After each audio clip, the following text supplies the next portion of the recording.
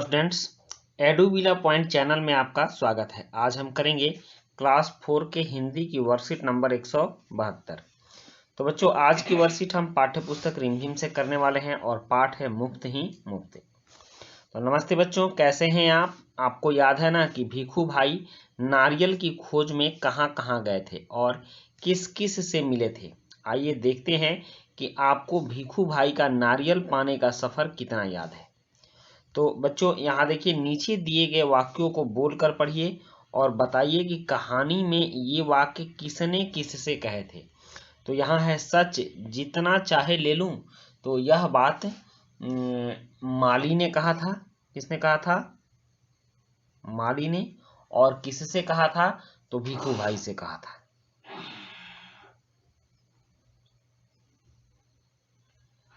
भीखू भाई से। उसके बाद है, काका यह कोई पूछने वाली बात है, केवल 50 पैसे। यह बात किसने कहा? तो यह बात कहा नाव वाले ने। किसने कहा? नाव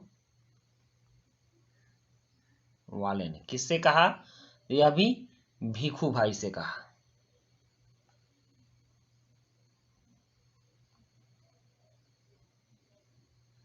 भीखू भाई से कही। उसके बाद खाना है तो जाना है, यह किसने कहा? यह लाभू बेन ने कहा।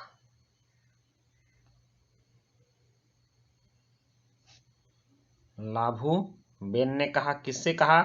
तो यह भी भीखू भाई से कहा। भीखू भाई से। उसके बाद है नेक्स्ट प्रश्न कि इस कहानी के मुख्य पात्र भीखू भाई हैं, उनकी कोई दो विशेषताएं बताइए। तो भीखू भाई की दो विशेषता हो जाएगी। पहली विशेषता आप लिख सकते हैं कि भीखू भाई बहुत कंजूस थे। भीखू भाई कंजूस थे।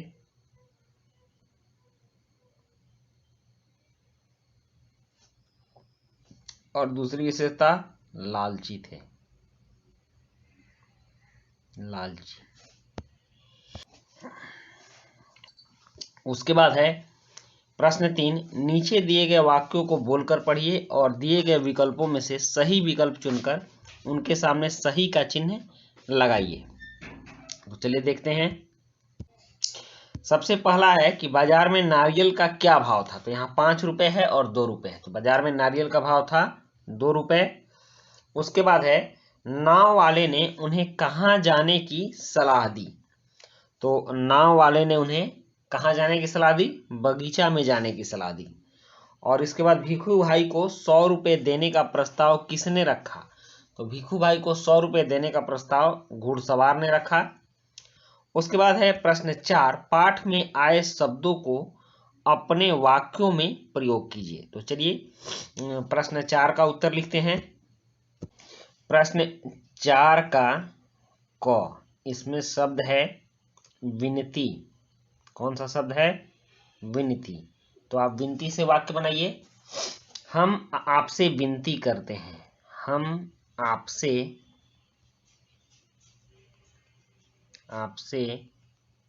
विनती करते हैं। करते हैं। उसके बाद ख है कोलाहल। कोलाहल। तो आप लिख सकते हो, मंडी में बहुत कोलाहल फैल गया। मंडी में बहुत कोलाहल फैल गया। ये हो गया, वाक्य हो गया। अब देखते हैं प्रश्न 5। प्रश्न 5 में है कि बच्चों, लॉकडाउन के बाद अब धीरे धीरे अनलॉक की प्रक्रिया शुरू हो गई है। मान लीजिए कि ऐसे में आपको बुआ जी की शादी में किसी ऐसी जगह जाना पड़ रहा है जहां मोबाइल नेटवर्क कम होने के कारण आप फोन द्वारा विद्यालय का कार्य नहीं भेज पाएंगे। यह कारण बताते हुए अपने विद्यालय के प्रधानाचार्य या प्रधानाचार्य जी को 1 सप्ताह के अवकाश के लिए प्रार्थना पत्र लिखिए। और इसके लिए आप संकेत पेटी में दिए गए शब्दों का प्रयोग कर सकते हैं।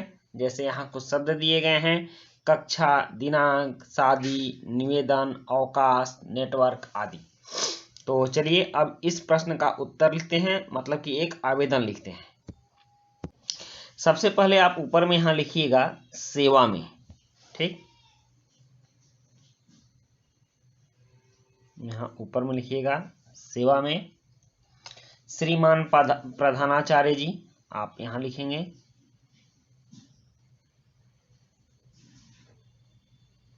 श्रीमान प्रधानाचार्य जी, ठीक। उसके बाद आप यहाँ विद्यालय का नाम लिखेंगे, विद्यालय का नाम, ठीक ना, इस जगह पर। और फिर आप यहाँ डेट लिखेंगे, नई दिल्ली लिखेंगे और अपना जगह लिखेंगे, ठीक ना, यहाँ। उसके बाद आप विषय लिखिएगा, यहाँ विषय लिखिएगा। विषय में लिखिएगा 1 सप्ताह की छुट्टी के लिए प्रार्थना पत्र, 1 सप्ताह की छुट्टी